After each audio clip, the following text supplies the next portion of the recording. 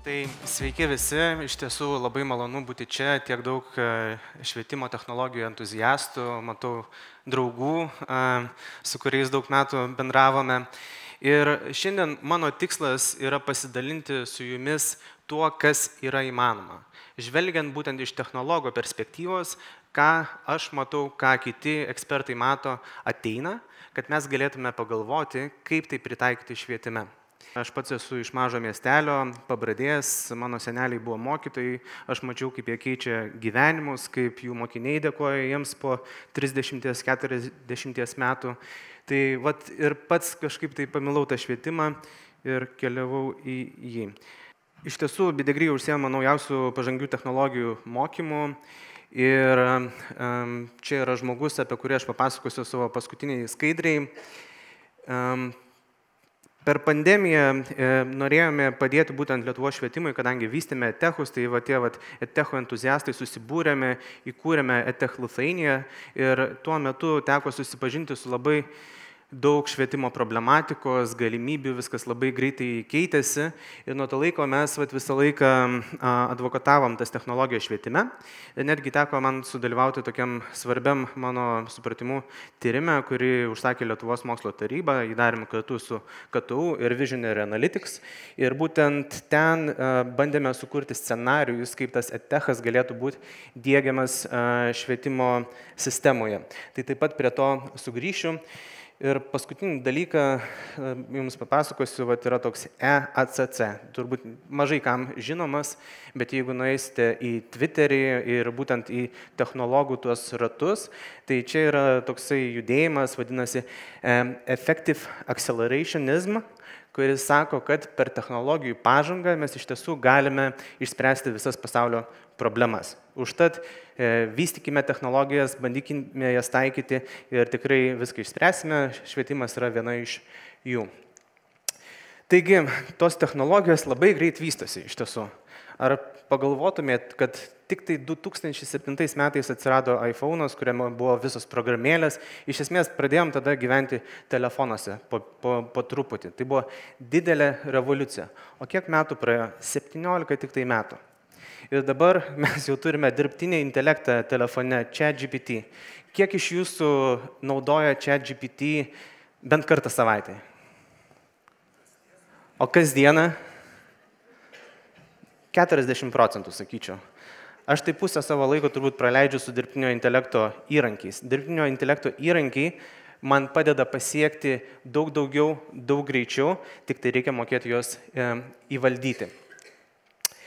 Taigi, apie ką aš šiandien noriu pakalbėti, tai iš esmės pagrinde apie dirbtinį intelektą.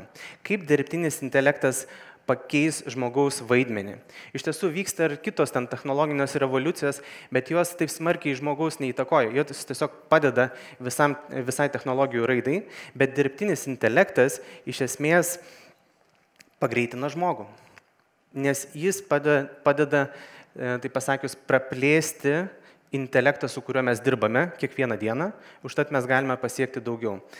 Čia daug kas bijojo, kad dirbtinis intelektas atims mūsų darbus, ten pakeis tos darbus. Taip, pakeis tos, kurių žmonės nenori daryti, jie yra nuobodus, bet iš tiesų daug realesnis scenarius yra, kad tiesiog mes visi pusę savo darbo padarysim su dirbtinio intelekto įrankiais.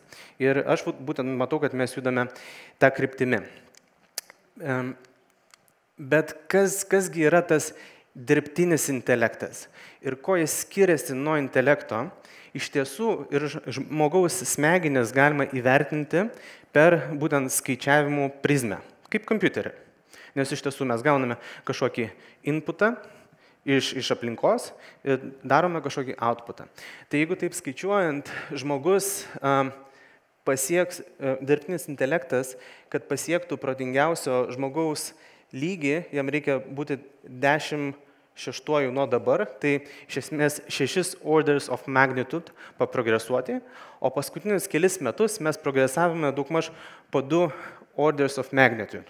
Ir šita dirbtinio intelekto plėtros kreivė kol kas nesulūžo. Čia prieš kelias savaitės visi pradėjo sakyti, kad ta kreivė sulūžo, bet atsirado nauja serija modelių, tų vadinami O1, reasoning models, modeliai, kurie gali mąstyti. Nes anksčiau mes iš ChatGPT, ko klausim, jis iš karto išspjauna atsakymą. O jūs iš karto galėtumėte išspjauti atsakymą, kuris yra visą laiką teisingas, nepagalvoja. Tai taip pat mes ir leidžiame dabar dirbtiniam intelektui pasvarstyti. Ir mes jam galim leisti pasvarstyti sekundę, 5, o jeigu 24 valandas, kiek jis daugiau apsvarstys. Tai būtent šita nauja paradigma jau šiandien yra prieinama ir tikimasi, kad per ateinančius kelis metus mūsų būtent progresas į viršų būtent bus toj plotmėj. Ir visam tam reikia labai daug duomenų centrų, energijos, taip toliau, bet didžiosios korporacijos jau dabar daro visas tas investicijas, kad mes progresuotume. Ir kaip matote, yra tam tikri lygiai ir čia yra metai. Ir tų metų čia nėra tiek daug. O progresas prognozuojamas yra labai milžiniškas. Tai iš tiesų mes galime tikėtis protingiausio žmogaus lygio dirbtinio intelekto jau 28 metais. 27-28, gal čia optimistiška, gal 5 metus užstriksime kažkur. Tai nežinom, bet tas progresas yra milžiniškas ir labai greitas ir kol kas nėra priežasčių manyti, kad jis sustos. Ir jeigu pažiūrėtume, kokius įgūdžius dirbtinis intelektas jau šiandien gali atliepti, tai vieno po kito jis vis gali padaryti daugiau. Jeigu dabar pažiūrėtumėt, čia 23 metais baigėsi complex reasoning. Daugmaž 40%, 50% blogiau negu žmogus. Šiandien jis yra jau prie nulio. Kitais metais jis jau lenks žmogų. Ir imsime dar sekantį testą, ko dirbtinis intelektas nemoka ar negali. Taigi mes turime susitaikyti, kad tas progresas vyks. Čia yra pačio OpenAI toksai modelis, kur link mes judame. Tai 23 metais ChatGPT mes turėjome iš esmės chatbotus, galim pasišnekėti su tuo dirbtiniu intelektu. Dabar mes einame į erą mąstančių modelių, kurie galės iš esmės spręsti žmogaus lygio problemas. Tai iš esmės galėtume turėti savo bendradarbį dirbtinį intelektą, kuris atlieka tam tikrą užduotį. Galiu duoti jums pavyzdį, nes paskutinės kelias savaitės labai daug dirbau su duomenų analize, bet aš nemoku ten programuotų visų Pythono kodų, SQL ir taip toliau. Ir yra startuolis, kur aš galiu sukelti savo duomenis ir tiesiog žmogišką kalbą sakyti, tai kiek klientų mes netekome per paskutinį pusmetį. Sugraduok juos į kohortos ir paskaičiuok. Jis parašo Pythono kodą, aš gaunu atsakymą. Taip, aš kaip specialistas, neturėtumės tų įgūdžių programavimo, įgaunu naujas galimybės veikti daug daugiau pats vienas. Tai iš esmės turėsime agentus, pagalbininkus kitais metais. Sunkiausia dalis buvo nueiti iki level 2. Dabar visi sako, kad toliau progresas į level 3, 4, 5, jis nėra viens po kito, bet jis daugmaž yra gretimais. Nes ateityje prognozuojama, kad dirbtinis intelektas, pirma dirbtinio intelekto užduotis yra pagerinti save. Kad dirbtinis intelektas pats galėtų daryti toliau mokslinius tyrimus ir atrastų, kaip save pagerinti. Ir tai iš tiesų jau dabar veikia. Yra sukurtos sistemas, bet jos dar nėra galingos, jos yra eksperimentinės, tai užtat yra dabar daug kūrėme įrankių. Dirbtinis intelektas kaip modelis jau dabar veikia gana gerai ir veiks dar geriau, bet programuotojai, ir taip pat dirbtinis intelektas, turi sukurti jam rankas, kojas, nagus, iš esmės įrankius, kad jis galėtų veikti. Nes kitaip jis yra tiesiog jūsų pokalbio asistentas. Jis negali nueiti jums nupirkti skrydžio bilietų ar restorano rezervaciją padaryti. Užtat dabar programuotojai kuria jam įrankius ir ateinančiais metais bus sprogimas tų, sakykime, dirbtinio intelekto agentų, kurie galės dirbti už jūs. Jau šiomis savaitėmis dauguma AI kompanijų paleido modelius, kurios gali perimti jūsų naršyklę ir joje spaudžiate dalykus. ChatGPT prieš 2 dienas paleido, kad jis gali žiūrėti jūsų programavimo aplinką ir padėti jums spręsti problemas jau ten. Tai iš esmės tas progresas vyksta. Nu ir galiausiai mes judame link to, kad turėsime AI organizacijas, kurios gali būti savarankiškos, nepriklausomos, gyventi blockchain'e, atsiskaityti kriptovaliutomis. Ir tai jau šiandien vyksta, yra anekdotinių pavyzdžių, bet dėja neturim laiko, kad papasakočiau. Taip pat, jeigu nueitumėt į internetą, yra daug pavyzdžių, kas vyksta su robotais. Robotai atsilieka nuo dirbtinio intelekto modelių daugmaž 3-4 metais, kadangi sukurti visus tos fizinius dalykus yra daug sudėtingiau. Bet jau dabar iš esmės jų progresas yra stulbinantis, dauguma jų nėra taip, kaip anksčiau programuodavo robotus. Jeigu pamatai tą, daryk tą, jeigu spaudžiu šitą, eik ten. Jie patys apsimoko mašininio mokymas būdu ir atranda geriausius būdus iš esmės atlikti užduotį. Tai ar tai humanoidas robotas padės jums namų ruošoj, ar chirurginis robotas darys operacijas, jau dabar ištestuota tiksliau negu žmogus daktaras. Robotas fabriko darbininkas, Maskas jau šiais metais paleis, beje, čia Norvegų įmonė šitą viršui, arba kiniečių įmonė ir šitas robotas gali bet kur, jis gali užlipti laiptais. Čia ne tik tai, kad jis važiuoja, jis išmoko judėti per bet kokią aplinką. Tai jeigu mums reikia nusiųsti kažką tai gelbėt kalnuose, toks robotas būtų labai geras. Tai visi šitie robotai ateina, bet jie dar biškiai atsilieka nuo dirbtinio intelekto įrankių, kadangi jiems reikia sukurti kūnus. Tai juos matysime labiau link 2030, kai jau iš esmės jie plačiai pasklis, turbūt po darbus iš pradžių, o prognozija yra, kad 35-40 metais mes visi galėsime įsigyti po pagalbininką namuose. Ir taip pat savaeigiai automobiliai. Jau dabar Amerikoje galite važinėtis su Waymo robotaksi. Iš esmės labai nemažai mano draugų jau įdėjo tas nuotraukas, kaip jie važiuoja, kaip ten keista atvažiuoja, nėra vairuotojo. Aha, baisu iš pradžių, o po to pripranta ir prie laptopo dirba. Tai taip pat Teslos full self-driving jau dabar yra labai galingas ir jie iš esmės nusprendė, kad neapsimoka daugiau kurti serijinių automobilių, susifokusuokime į robotinius taksi. Vienu žodžiu, Elonas Muskas mato, kad dabar reikia gaminti Uberio konkurentą, nes su dirbtiniu intelektu tai jau yra įmanoma konkuruoti. Be vairuotojo, daug pigiau, kada nori, atvažiuoja mašina. Taigi, ką daryti mokykloms ir kaip mums neatsilikti.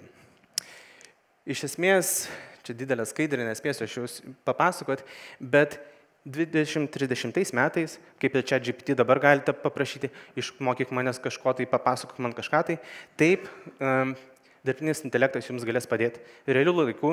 Jeigu dar įsivyraus nauja paradigma, kad galėsime papildytos realybės akinius turėti, tai galės mums ir parodyti, ką daryti. Mercedes-Benz jau dabar turi ugniagesiams aplikaciją, kad jeigu yra avarija, jie užsideda tos akinius ir mato, kur pjauti automobilį, reikia, kad ištraukti žmogų. Tai iš esmės realių laikų dirbtinis intelektas jūs galės mokyti ir galės būti jūsų darbdaviu. Tai kogi mums mokyti mokyklose? Ir čia prieš pusmetį padarė tokį kaip čia modelį, vadinasi Durable Human Skills. Tai žmonių įgūdžiai, kurie turėtų išlikti, tai hand, head and heart. Tai rankinius dalykus jau iš esmės už 5 metų kokių įveiks, gal ne visus, tos head, tai taip pat po biškį įveiks, bet sunkiausia bus su heart. Ten, kur reikia empatijos, ten, kur reikia suprasti žmogų, nes iki šiol neatsakyta, tai ar turės tas dirbtinis intelektas sielą ar ne. Gal čia bus tas vienintelis dalykas, kas mus skiria ir dėl to mes galėsime parodyti tą empatiją ir vieni su kitais iš esmės bendrauti geriau. Tai kaip mokyti, ką daryti, kaip išnaudoti tas technologijas. Iš tiesų, 21 metais tas Transform Ed projektas ir pasibaigė mūsų pristatymų su scenarijais, ką siūlytume daryti. Ir tuo metu iš tiesų buvo pasirinkta ar nepasirinkta, tiesiog iš inercijos išidėjom į šitą projektą, kuris, manau, yra didelė sėkmė. Įgyvendinom daug iš esmės B įgyvendinom, iš C dalis įgyvendinom. Netgi šiandien girdėjau, kad kažką ten iš C užkabinam, tai čia lauksiu daugiau pasakojimų. Bet iš esmės šiandien tas D variantas darosi jau realybė kitose šalyse. Ir gal mano siūlymas, atsižvelgiant į tai, kas yra šiandien įmanoma, yra, ir aš po to parodysiu pavyzdžius, yra įdiegti vieningą išmanėją mokymosi sistemą visose Lietuvos mokyklose. Sakote, gal per daug, neįmanoma, neturime turinio. Taip, bet premjerė sakė, svajoti reikia.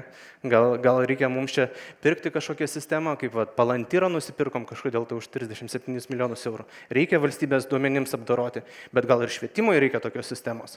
Tai kelkime tokius klausimus. Išmanusis mokymosi pagalbininkas paremtas nacionalinė programa ChatGPT, bet lietuviams, lietuvų mokiniams.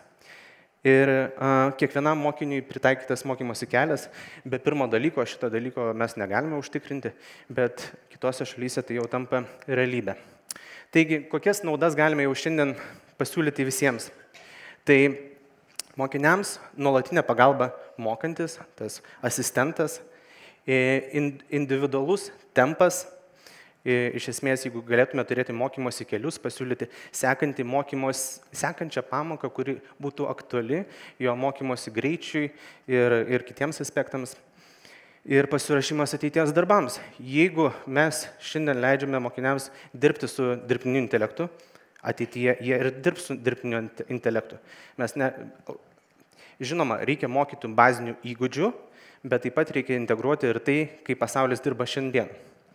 O pedagogams tikrai galima sumažinti rutinio darbo, visi pamokų vertinimai, užduočių kūrimai ir taip toliau, puikiai dirbtinis intelektas gali padaryti. Pažangos sekimas labai svarbu ir tėvams, ir visai švietimo sistemai, ir tai gali būti automatizuota. Ir pagalba ruošiant pamokas, pasiruošiant pamokoms. Tėvams, kaip jau minėjau, vaiko pažangos vaizdas, kaip jam sekasi, kas nesiseka, kad galima būtų daryti tikslinės intervencijas. Ir žadėjau pavyzdžių, tai štai keli. Yra viena iš UK mokyklų, UK sistemų. Man atrodo, kad jie pagerino mokinių rezultatus, bijau pameluoti, bet buvo ten dviženkliais procentais, arčiau link 40, bet reikėtų pasitikrinti dabar. Bet iš esmės įgyvendinta tokia sistema. Tada kita korėjiečių, Clasting, iš esmės kalbėjau su jų investuotojais, sakė, prieš metus sprogo tiesiog ta įmonė, kaip jiems gerai sekasi, nes jie perėjo ant tos paradigmos, kad dirbtinis intelektas turbūt šerdis mokymosi platformos ir dabar jie iš esmės visą tai, ką aš jums išvardinau, jie siūlo jau dabar. Ir Korėja nuo kovo mėnesio kitų metų ketina pereiti nacionalinių lygmenių ant tokį predictive mokymą. Ir greitai dar prabėgsiu, nes laikas baigėsi, tai čia jų tas chatbotas, kuris padeda pasiruošti. Ir dar norėjau lietuvių pavyzdį parodyti iš Vilniaus universiteto. Paulius skaitmenizavo visą savo turinį mokymo tam tikro teisės kurso ir dėjo jį kaip dėstytojo pagalbininką. Tai studentai vertino, kad jiems padėjo pasiruošti, nes jie nebijojo klausti klausimų ir geriau sekėsi jiems. Prieš paskutinis dalykas, tai Google'as paleido savo Large Language modelį būtent mokymuisi ir dabar, jeigu su VPN į Ameriką prisijungtumėt, aš jau, pavyzdžiui, paprašiau paaiškinti, how brain works, čia vakar tiesiog. Ir jis kūrė mokomąjį turinį ir jeigu tau kažkas neaišku, gali paspausti ir jis toliau kurs tą mokomąjį turinį, imdamas visą interneto informaciją ir ją sudėliodamas į mokymąsi iš esmės planą ir aplinką. Gerai, paskutinis slaidas. Viskas. Tas dėdė, kurį matėt pirmoji skaidriai, jis yra vienas iš kūrėjų Stability AI, Stable Diffusion. Tai čia visi tie paveiksliukai, kurie generuojami buvo, tai jis iš esmės buvo pradininkas. Dabar jis išėjo iš tos įmonės ir sako, reikia kurti decentralizuotą dirbtinį intelektą, kurį kontroliuotų ne viena organizacija, bet mes visi. Ir tada mes galėtume užtikrinti, kad duomenys, kuriuos tas dirbtinis intelektas naudoja, yra tie, kurie mums yra aktualūs, mes suprastume, kaip jis veikia, jis atlieptų mūsų vertybės. Tai mintis yra, kad mes kurtume savo nacionalinius, pavyzdžiui, švietimui skirtą large language modelį, iš kurio galėtume gauti tą informaciją, kurie yra lietuviams aktuali. Mes nekalbėtume, nežinau, apie indėnų teisės tiek daug ar kažko tai. Bet būtent turime sukurti savo įrankius, jeigu mes norime kontroliuoti, ką tas dirbtinis intelektas mus mokys, kad nenumokytų to, ko mes nenorime. Gerai, ačiū. Dėkojame, Danieliau. Jūs pabūkite dar scenoje, aš pabėgiosiu tarp žmonių, jeigu turime klausimų Danieliui, pakelkite ranką. Taip. Na, kadangi ir EdTech asociacijoje dalyvauja, tai turbūt nepaslaptis, kad progresą kūrė konkurencija, ar ne? Ir kuo didesnė konkurencija tarp įvairių įrankių, tarp įvairių platformų, tuo spartesnis progresas. Kaip šitoje vietoje matytume tą vieningos platformos kažkokią idėją, nenužudant tos progreso dedamosios, kad vis tik išliktų ta konkurencija? Aš manau, kad visų pirma, mes turime susikurti infrastruktūrą duomenims nacionaliniu mastu ir ta infrastruktūra turi padiktuoti sąlygas, kaip ta platforma turi veikti. Nes iš esmės dirbtinio intelektui reikia duomenų, bet duomenų nėra nieko, o kokie duomenys yra vertingi, turėtume spręsti mes. Ir tada nepriklausomai nuo pačios platformos, terpės tos mokymosi, e-mokykla ar kažkas tai kitas, mes turime gebėti rinkti tos duomenis, vadovauti švietimo sistemai būtent tais duomenimis. Ir tada aš suprantu, kad dabar tik tai 40% ten turinio yra skaitmenizuota. Mums reikia 100. Be 100 niekas nevyks. Ir taip pat reikia, kad visi mokiniai galėtų prieiti prie tų mokymosi įrankių, planšečių, dar kažko tai. Bet tai taip pat yra įgyvendinama. Tai jeigu mes turėsime šitas sąlygas, mes galėsime prognozuoti, kaip mūsų vaikams sekasi realių laikų, galėsime jiems suteikti tikslinės intervencijas, padėti ten, kuriems nesiseka. Aišku, tai nevyks be žmonių pagalbos. Reikia užtikrinti, kad jie būtų motyvuoti dalyvauti šitoje sistemoje, suprastų, kodėl tai reikia daryti ir taip pat neiškristų iš jos. Čia yra iš esmės technologo utopija, kuri yra šiandien įmanoma. Mes kalbėjome apie tai prieš 4 metus, tai šiandien tai pasidarė daug labiau įmanoma, su turbūt 10 kartų mažesniais kaštais ir jau šiandien atsiranda alternatyvas, kurios yra beveik už dyką. Tai klausimas, ar lauksim, kol Google'as mums atneš į mokyklas jau viską padaryta, ar judėsime prieš akiją, būsime lyderiais ir kursime taip pat tvarę savo sprendimo ekosistemą. Danieliau, turime klausimą dar čia.